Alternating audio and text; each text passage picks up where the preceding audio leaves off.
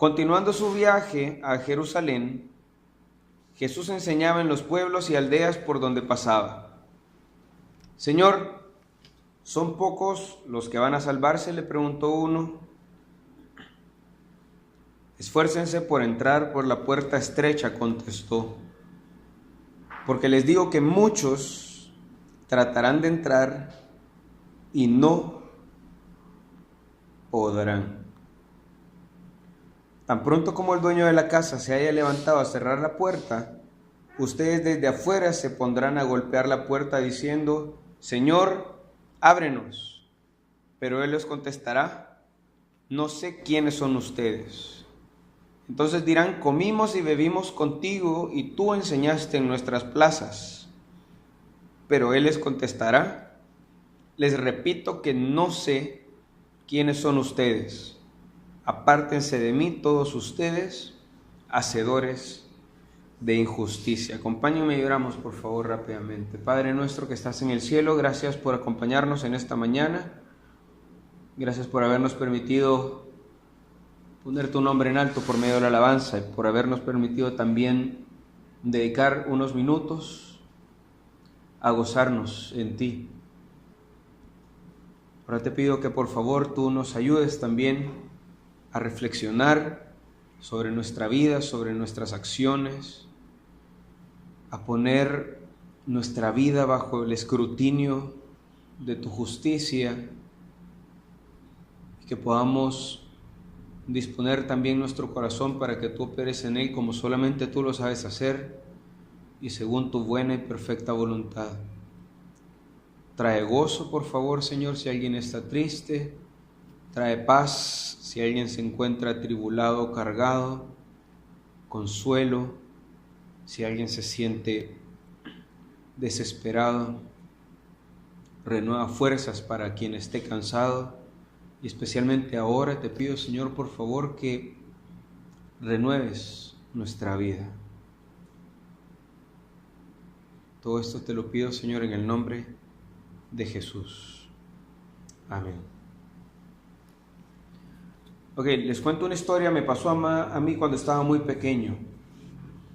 Un día mi papá, a un primo mío y a mí, nos lleva a un circo. Bueno, estaba mi hermana también, una de mis dos hermanas, no me acuerdo quién de las dos. Era un circo muy famoso y si ustedes se acordarán, los circos para la época en la que todavía eran muy famosos se llenaban bastante. Entonces mi papá nos lleva, a mi primo, mi hermana y a mí al circo y no sé qué le dio, que compramos las entradas. Estábamos haciendo la fila para poder entrar al circo y creo que antes así funcionaba, que si uno no lograba entrar a la función, uno tenía que hacer cola para entrar a la siguiente función y era un poco complicado. Entonces hicimos cola, no les miento, quizás como 1 hora, y a mi papá le dio eso de enseñarnos responsabilidad y nos dio a cada uno de nosotros su entrada. Así que yo tenía la entrada del circo, que era un cuadro de cartón como de este tamaño, firmado a mano y con un sello y algo así todo raro. Y pues yo estaba aburrido, yo estaba pequeño, no me acuerdo cuántos años habría tenido. Y yo comienzo en este estilo con el cuadro de cartón, en lo que estábamos esperando, haciendo cola, romperlo. Y sin medio ir dándome cuenta, hice una espiral, así como cuando uno pela una naranja y la va haciendo una espiral, toda la cáscara. Pero de una manera tan inconsciente que de verdad no me di cuenta. Y casi llegando ya para el final, cuando mi papá me dice: vaya, denme a mí las entradas y ustedes agárrense de las manos para que no vayamos en el tumulto a perdernos, me saco la entrada del pantalón donde inconscientemente la había metido y le voy dando aquella gran espiral estirada. Y mi papá, me acuerdo que se queda viendo con cara de: ¿y esto qué rayos es? Yo: papá, perdón. Para no ser más larga la historia, nos tuvimos que salir después de casi 1 hora de estar haciendo cola, como a 1,5 metros de la entrada, porque ya no íbamos a poder entrar ninguno, porque ¿cómo me dejaban ahí afuera? Estaba chiquito, tenía como 7 años. Entonces Nadie pudo entrar, gracias a mí. No sé si de repente, obviamente esta historia no les ha pasado a ninguno de ustedes, no son tan dundos como fui yo en ese momento, pero no sé si les ha pasado a ustedes que quizás están en el último proceso, en la última parte de un proceso para entrar a algún lado y de repente se encuentran con que en esa última etapa, en esa última parte del proceso, todo se cierra, se cancela todo. O están a punto de llegar a algún lugar y de repente, qué tristeza que les digan, miren, se acabó la función, se suspende todo. O que estén a punto de hacer algo y cuando ya saben ustedes que esto lo van a realizar y ustedes están a punto de ganárselo, de tenerlo, de lograr entrar, como dice el famoso y viejo conocido refrán, nadar tanto para morir en la orilla. Qué cosa más triste es sentir que uno se ha esforzado por algo y que a minutos, a segundos, a un par de pasos de alcanzarlo, de lograrlo, los planes se frustran. Pues esta historia en la que entramos ahora, en donde Jesús cuenta también una parábola y en donde aprovecha, como siempre lo ha sabido ser, una pregunta de una persona para dar una enseñanza, tiene que ver con eso, tiene que ver con quedarse a la orilla, estar a punto de lograr algo y antes de lograrlo, a pocos metros, a pocos minutos, frustrarse porque uno no lo logra. Para que podamos entenderlo mejor, los pongo un poco en contexto. Jesús continúa su viaje hacia Jerusalén. Posiblemente para esta época ya histórica, para este tiempo, es su última visita a Jerusalén. Todo varón judío, siendo Jesús un varón judío, viajaba a Jerusalén por lo menos 3 veces al año para 3 celebraciones. Una de ellas es la celebración de la Pascua. La ley de Dios requería que los varones judíos viajaran a Jerusalén, eran viajes de peregrinación y el judío ahorraba durante todo el año para poder hacer esos viajes. Y el varón iba en representación de la familia. Jesús iba hacia Jerusalén con su grupo de 12 discípulos y con algunos otros de sus seguidores que iban atrás de él. Y en lo que iba Jesús en su viaje, iba parando en diferentes aldeas, en diferentes pueblos, en diferentes ciudades, y ciudad, pueblo o aldea donde Jesús paraba, aprovechaba para enseñar. No solo era su intención, sino que también las aldeas a donde Jesús iba, las ciudades a donde Jesús iba, eran ciudades que reconocían su fama, sabían quién era Jesús, sabían que Jesús tenía palabra de vida. Entonces lo invitaban a las diferentes sinagogas, a las casas en donde podían reunir personas y le hacían preguntas. Recuerden algo, Jesús es un rabino, Jesús es un maestro judío. En el caso de Jesús, no es un maestro como los conocemos hoy, que están en su cubículo o en su aula de la universidad o del colegio y los alumnos llegan a recibir clases. Jesús es un rabino itinerante, él viaja de ciudad en ciudad enseñando y transmitiendo su enseñanza. Entonces, ciudad a donde va, la sinagoga lo invita y le dan el puesto especial para que pueda tener la enseñanza de ese día de reposo o de esa reunión especial.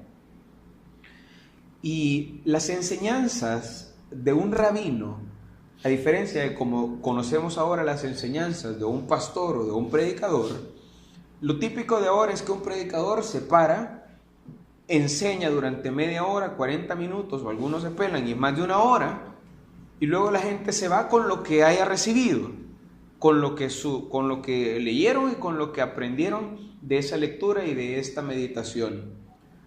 Las enseñanzas de un rabino judío no se basan en 40 minutos de exposición y luego cada quien váyase para su casa. Las enseñanzas de un rabino judío dependen de la pregunta y la respuesta. Son muchas preguntas, es una enorme batería de preguntas y un rabino se toma tiempo para responder. Las respuestas de un rabino no son respuestas sí, no, blanco, negro. Normalmente cuando le hacen una pregunta a un rabino, el rabino responde con más preguntas, responde con historias y una respuesta puede tomarse media hora. Pues a Jesús le hace una persona una pregunta. La pregunta es interesante. La leo. Continuando su viaje a Jerusalén, Jesús enseñaba en los pueblos y aldeas por donde pasaba. Y le preguntó uno: Señor, ¿son pocos los que van a salvarse? La pregunta es extraña en sí. Digo, la pregunta nos pone en alerta, la verdad es que la pregunta pone en evidencia mucho de cómo funciona la naturaleza humana, mucho de cómo funciona el latino, mucho de cómo funcionamos los salvadoreños. Los latinos, a diferencia de otras culturas que tienen más tiempo de existir o más avanzadas, los latinos somos vivos por naturaleza. No sé qué será, si es la sangre, no sé si es el color de la piel, no sé si es el contexto en el que hemos tenido que vivir, por la conquista, por la guerra civil, no sé qué será, pero el latino por naturaleza es vivo. El latino por naturaleza anda siempre en la rebusca. El latino siempre trata de sacar provecho de lo que tiene, quizás porque somos la gran mayoría de países tercermundistas o con mucha escasez. Tenemos que hacer lo más que podemos con lo que tenemos. Y nosotros reciclamos. Y me acuerdo todavía ser de la época en lo que surcían los calcetines, cuando los calcetines le salían hoyitos. Ya la siguiente generación no tiene idea de cuál es la relación entre un calcetín y un foco. No saben qué es lo que eso significa. Porque nunca tuvieron la necesidad de surcir los hoyos de los calcetines. De hecho, si les digo qué significa la palabra surcir, no tienen ni idea. Pero nosotros venimos de esa generación en donde a los pantalones le hacían ruedo para que durara 3 años y solo se le desdoblaba el ruedo. Entonces uno terminaba con la línea aquí del pantalón, luego otra línea, porque usábamos el mismo pantalón. Todavía en el colegio a mí me ponían rodilleras de hule para que cuando uno se cayera no se rompieran los pantalones. La siguiente generación no tiene idea de lo que es eso. Pero como latinos, esta naturaleza nos hace hasta cierto punto, en algunas circunstancias, rayar con la mediocridad en muchas cosas. Especialmente cuando tiene que ver con nuestras responsabilidades. La misma naturaleza de buscar hacer más con poco, o buscar siempre la gañanada, o buscar siempre la vivianada, nos hace tratar de evadir responsabilidades ocupando la misma estrategia, la gañanada, la vivianada. Imagínense qué les diría esta pregunta. Si ustedes fueran profesores y están a punto de dar un examen, cuando los alumnos le preguntan: profe, ¿cuál es la nota mínima para pasar? ¿Qué le dice usted de este grupo de alumnos? Que están buscando no aplazar. Y buscar no aplazar no es lo mismo que buscar salir bien. Son dos cosas bien diferentes. Cuando a un profesor le preguntan: profesor, ¿va a tirar curva? Eso lo que dice de los alumnos que hacen esa pregunta es: están esperanzados en hacer el mínimo esfuerzo para que luego algo suceda y logren pasar, pero no por mérito propio, no por su esfuerzo, sino porque la vivianada funcionó una vez más. La gañanada logró crear una nueva oportunidad. Esto es un índice, por eso les digo que esta pregunta pone en evidencia la naturaleza humana. El ser humano, cuando tiene que ver con Dios y la responsabilidad que tiene con Dios, busca la vivianada también. Esto no es solo de latinos, esto es de sociedad, esto es de la raza humana. La pregunta de esta persona a Jesús es una pregunta de mediocridad. ¿Son pocos los que se van a salvar o son muchos? Si la respuesta es son muchos, pues tengo chance. Pero si la respuesta es son pocos, estoy en problemas de repente. Lastimosamente, la actitud del cristianismo moderno es muy parecida a la actitud de esta persona que le está preguntando a Jesús si son pocos los que van a salvarse. ¿Qué tal que esta persona le hubiera preguntado a Jesús, como otro lo hizo en su momento: Maestro, ¿qué debo hacer para salvarme? Esa pregunta no es de mediocre.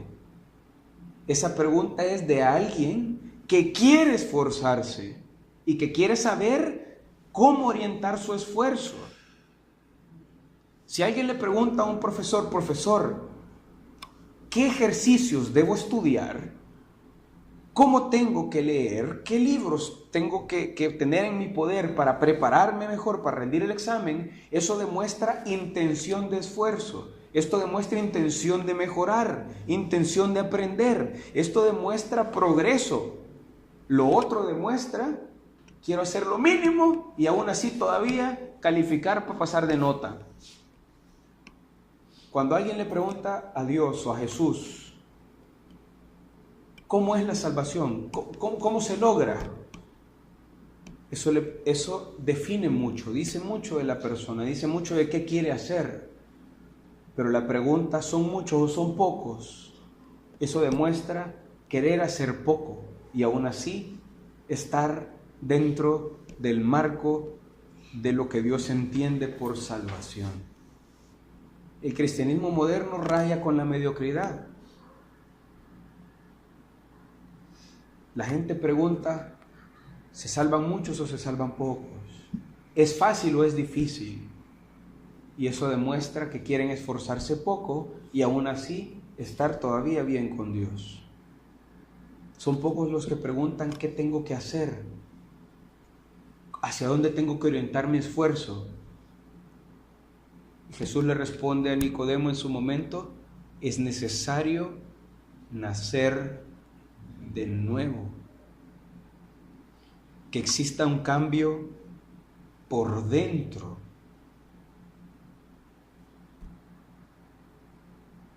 A Jesús le hacen esa pregunta: ¿son pocos los que van a salvarse? Y Jesús, como maestro, responde: bueno, bien pudiera haberle dicho: no, son pocos. Y ya, listo. Ya le respondió, pero Jesús es un rabino. Entonces responde de esta manera: esfuércense por entrar por la puerta estrecha. Y tienen el tema en su pantalla. La respuesta de Jesús dice mucho. Y quiero que podamos enfocar nuestra atención unos segundos en lo que Jesús le responde. ¿Qué les dice la respuesta de Jesús a ustedes sobre la pregunta que esta persona le hizo? ¿Son pocos los que van a salvarse? ¿Qué le responde Jesús? ¿Qué les indica la respuesta? Esfuércense por entrar por la puerta estrecha. ¿La puerta es ancha o es angosta? ¿Por una puerta ancha entran muchos o pocos? Muchos. Y por una puerta estrecha entran muchos o pocos. ¿Y quiénes son los pocos que logran entrar? Imagínense que ahorita sucediera aquí una catástrofe y tuviéramos todos que salir por este pedacito de puerta que tenemos ahorita en la entrada. ¿Quiénes serían los que logran salir? Los que se esfuerzan por llegar primero.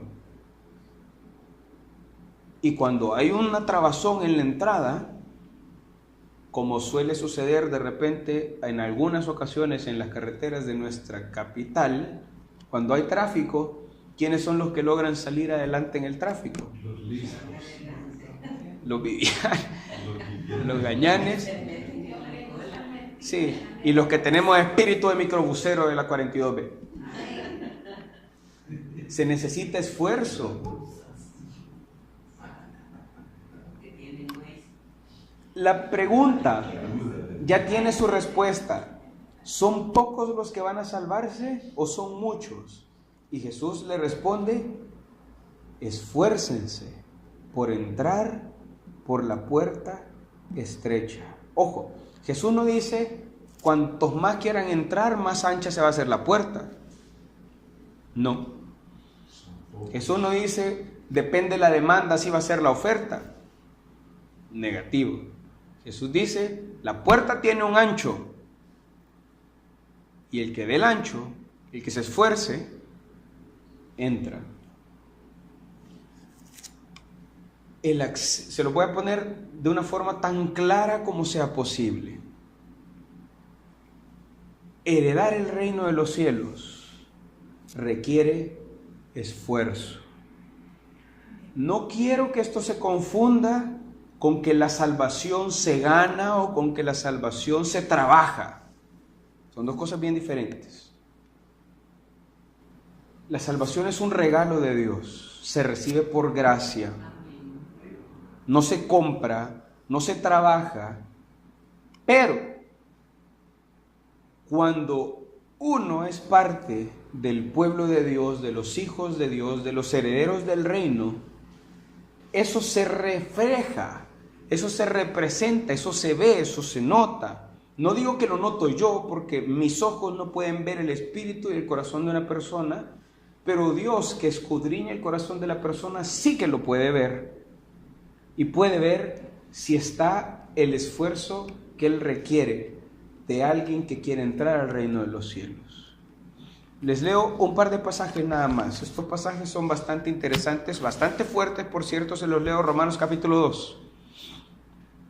Dios no considera justos a los que oyen la ley, sino a los que la cumplen. Dios no considera justos a los que oyen la ley, sino a los que la cumplen. ¿Cómo pudieran traducir esto en un lenguaje más moderno? Dios no considera justos a los que escuchan las prédicas, sino a los que cambian. Santiago 1:22, no se contenten solo con escuchar la palabra, así solamente se engañan ustedes mismos. Llévenla a la práctica. El acceso al reino de los cielos no es para los que oyen los mensajes, no es para los que se saben el credo, no es para los que conocen qué es lo que deben hacer. El acceso al reino de los cielos es para los que se esfuerzan. Déjenme ponerlo en evidencia con un ejemplo. Piensen en un bebé. Un bebé que no tiene la capacidad de alimentarse por sí mismo. Depende de la gracia de su madre de darle de comer. Lo que las madres hacen es un regalo, es por gracia. Ve la necesidad de su hijo de alimentarse y decide darle comer. ¿El hijo le está pagando a la mamá por darle de comer? No. ¿El hijo está trabajando por comer y está retribuyéndole lo que come? No. Podemos entender que alimentar a un bebé, darle pecho a un bebé, es por gracia.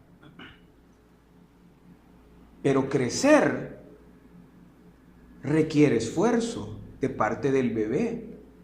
¿Qué tiene que hacer el bebé para poder crecer? Tiene que despertarse para comer, tiene que hacer un movimiento con su boca para comer, el organismo tiene que hacer un proceso, requiere esfuerzo. ¿Me explico? Se recibe por gracia, pero requiere un esfuerzo. No estamos sumándole obras a la salvación, estamos hablando de que son cosas que van de la mano.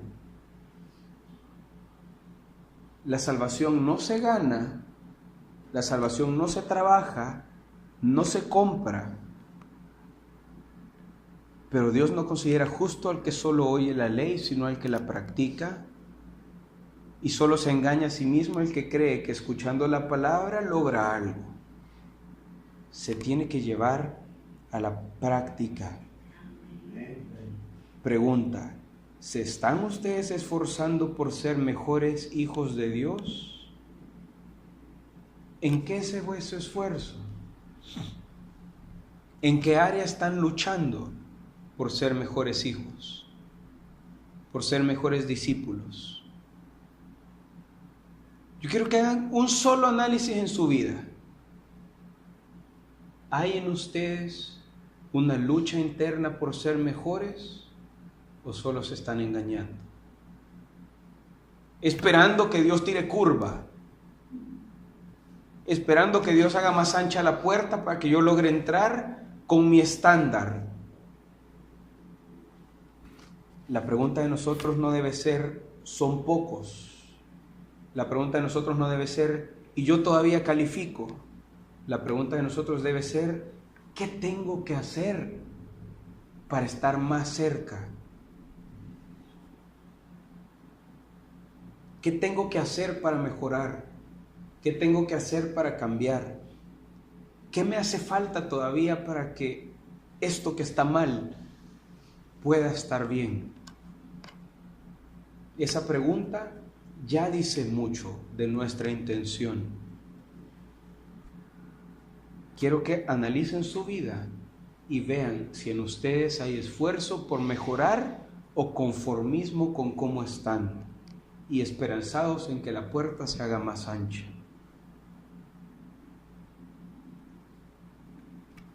Jesús sigue explicando y dice: esfuércense por entrar por la puerta estrecha. Les digo que muchos tratarán de entrar y no podrán. Ok. Muchos viven su cristianismo lastimosamente así, como yo, caminando en la fila, jurando que voy a entrar, llegando a la puerta, y a la hora de estar enfrente de la puerta dándome cuenta, ups, no tengo lo necesario.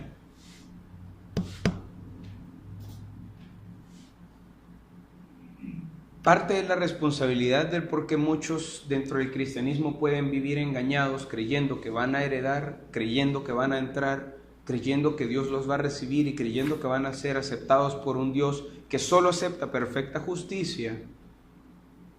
Parte de la responsabilidad la tenemos los que nos paramos enfrente de los púlpitos a enseñar diciendo: amados, solo levante la mano, solo repitan conmigo, solo cierre sus ojos, solo pase al frente, solo haga una promesa, solo haga un compromiso, solo recite ciertas palabras, solo crea que esto es cierto.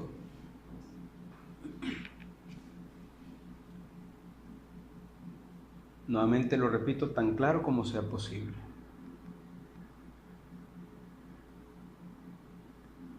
Heredar el reino de los cielos no es sencillo.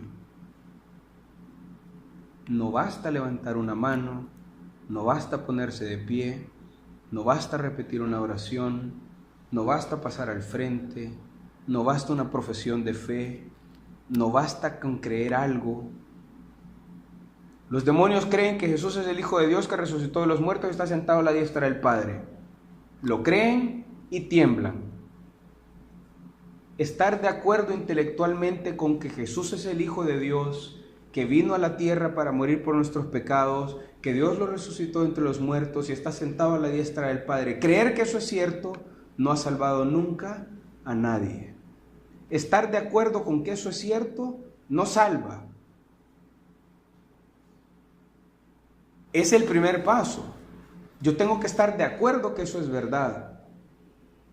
Y luego de estar de acuerdo, la fe, lo que pasa y parte del gran problema es que entendemos nosotros en nuestros países de habla hispana que la fe es un concepto, es un nombre como mesa, casa, aire, luz.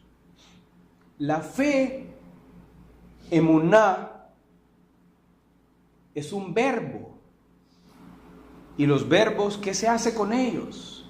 Se actúan, se ejercitan, se evidencian, se pueden ver en acción, en progreso, en proceso. La fe, un judío, Jesús jamás le hubiera dicho a una persona: recítame tu fe, cuéntame qué crees. Eso jamás un judío lo hubiera preguntado, porque la fe no es algo que se puede decir. Nosotros sí podemos repetir nuestra fe.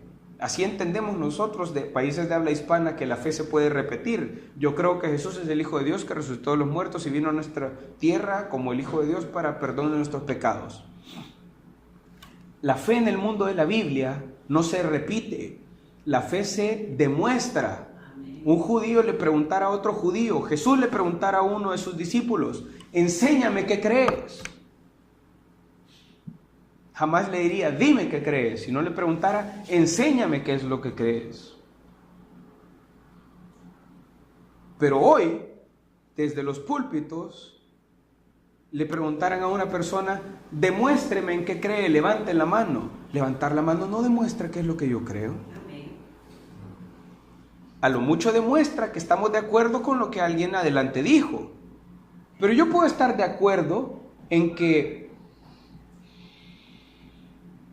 tengo que pagar mis impuestos, porque eso es lo que la ley pide.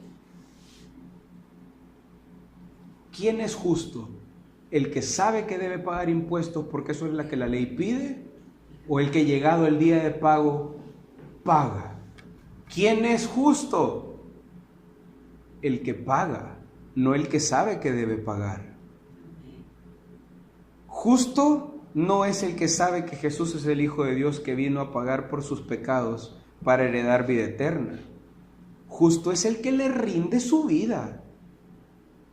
Justo no es el que sabe qué es lo que tiene que hacer para salvarse, entregarle su vida a Dios. Justo es el que lo hace y el que día a día demuestra que lo hizo. Lo demás es una profesión de fe. Es el primer paso, pero no es el único paso. Pregunta: ¿a quién le gusta volar? ¿A quién le gustaría volar? Sí.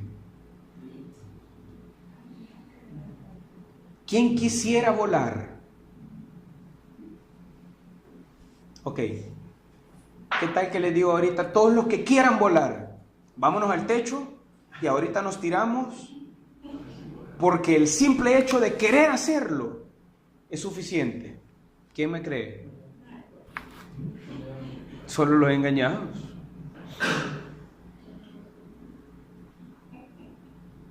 Querer seguir a Dios, querer ser hijo de Dios, querer ser discípulo, querer ser salvado, ojo, no es lo mismo que tener lo necesario para ser salvado.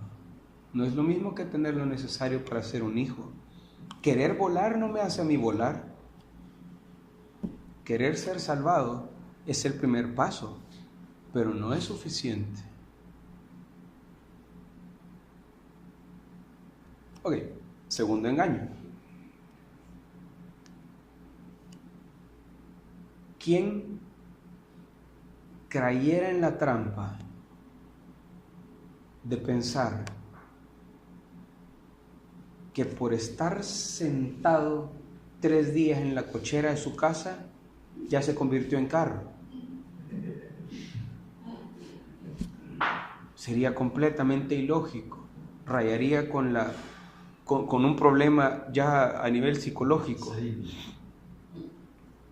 Uno no se convierte en carro por estar sentado en la cochera. No importa cuánta fuerza de voluntad uno tenga. Pero sí miles creen que domingo tras domingo, permaneciendo en un lugar en donde se adora a Dios, ya estuvo. En automático, ya son herederos. Por aquella misma magia que hace que una persona se convierta en carro estando en una cochera. Así es un hijo de Dios porque está en el lugar indicado. No funciona así. Ni uno puede volar queriendo volar, ni uno se convierte en carro permaneciendo en el lugar en donde hay muchos carros. Herederos del reino no se hace el que quiere, y heredero del reino no se hace el que está en el lugar indicado. Querer es el primer paso. Trabajar es el siguiente paso.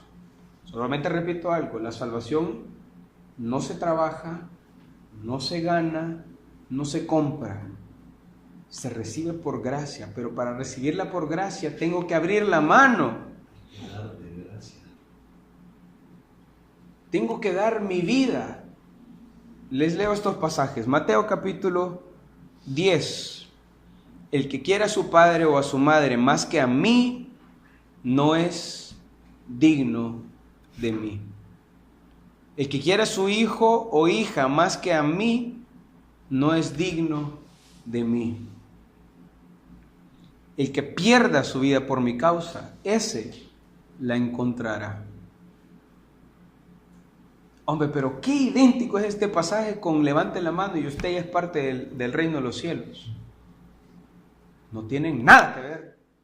Y están tan lejos el uno del otro que no puedo creer cuántas personas pudieran llegar a entender que es fácil.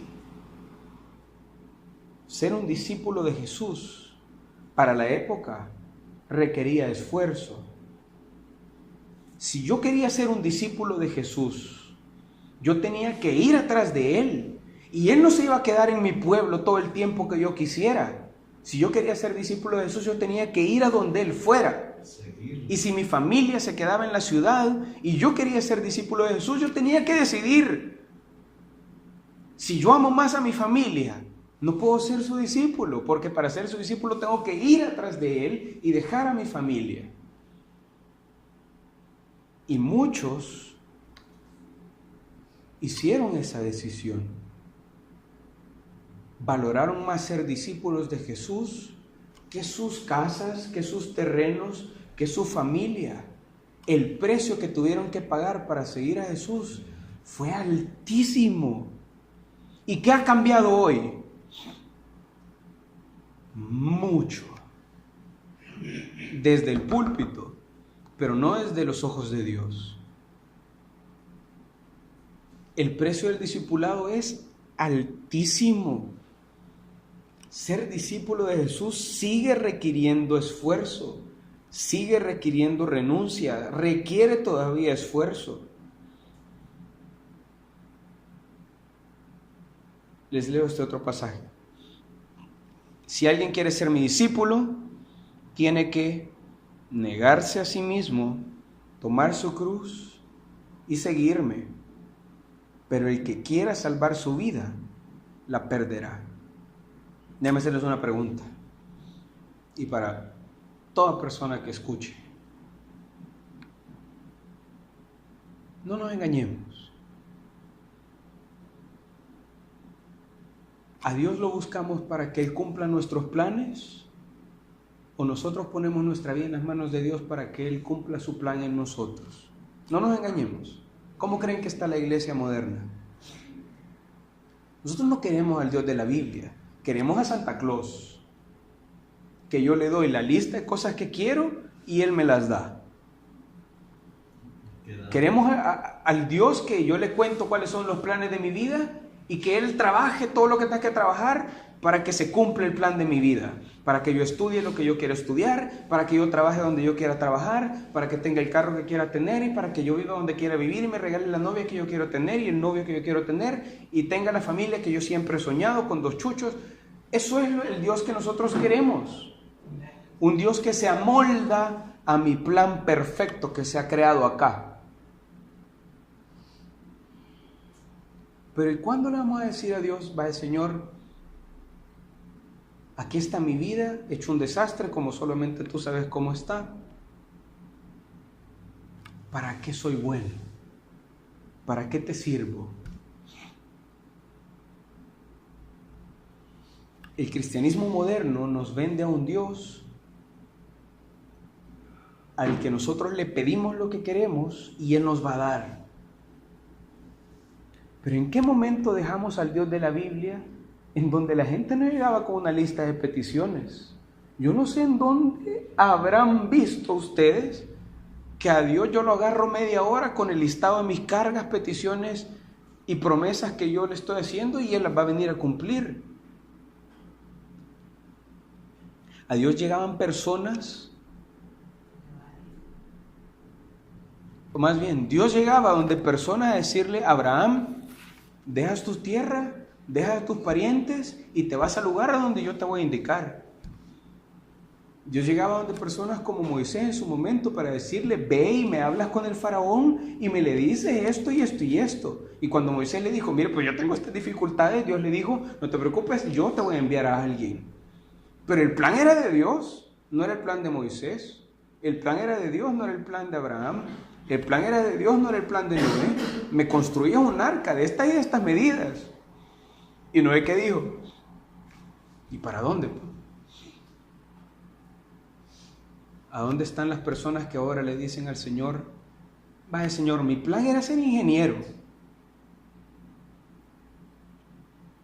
Pero que estemos dispuestos a decir: no, papadito, mister, la cosa no funciona así. Hay que le vaya bien con su plan de ser ingeniero. Yo lo quiero para esto.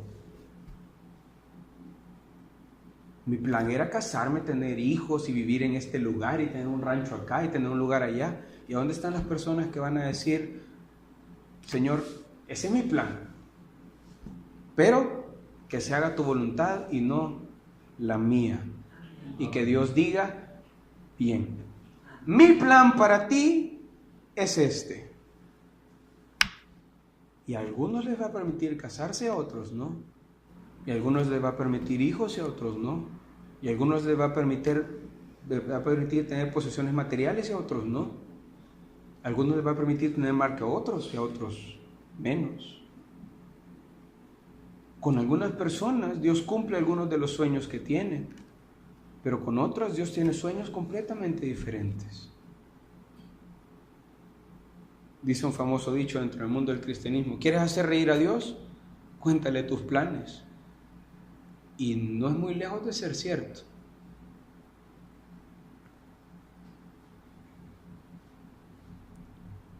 No se molden al mundo actual, dice Pablo en el capítulo 12.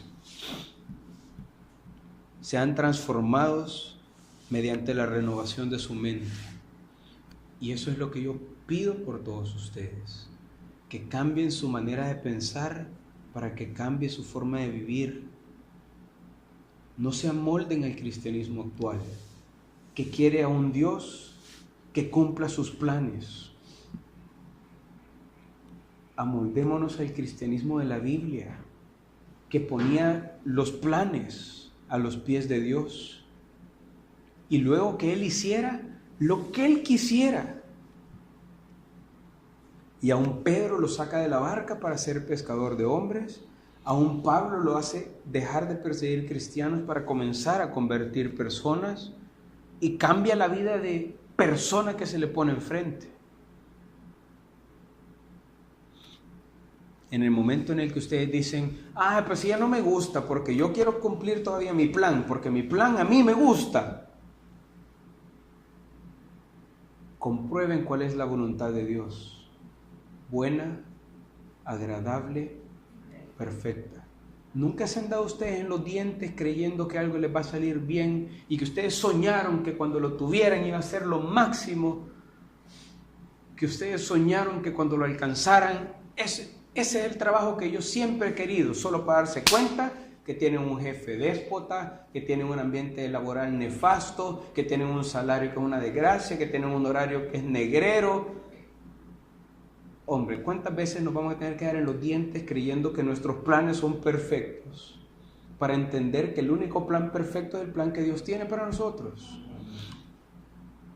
Yo creo que cuando vaya a vivir ahí vamos a lograr, y los asaltan. Yo estoy seguro que cuando tenga el carro voy a alcanzar la felicidad, solo para darse cuenta que pegamos un gran porrazo. Cuando tenga esa persona ahí voy a lograr ser feliz, solo para darse cuenta que uno es miserable. Y muchos creen que teniendo mucho dinero van a alcanzar la felicidad, solo para darse cuenta que habiendo tenido semejante cantidad de dinero, lo único que lograron fue perder la vida. Nuestro plan es bueno acá, cuando funciona todo según yo creo que va a funcionar. ¿Cuándo les han salido las cosas como ustedes creyeron que iban a salir? Solo el plan de Dios es bueno, solo el plan de Dios es agradable y solo el plan de Dios es perfecto. No se amolden al cristianismo actual. La puerta es estrecha. Esfuércense por entrar por la puerta estrecha. El precio es alto, pero vale la pena. Y el plan de Dios es perfecto. Por favor, pónganse de pie conmigo.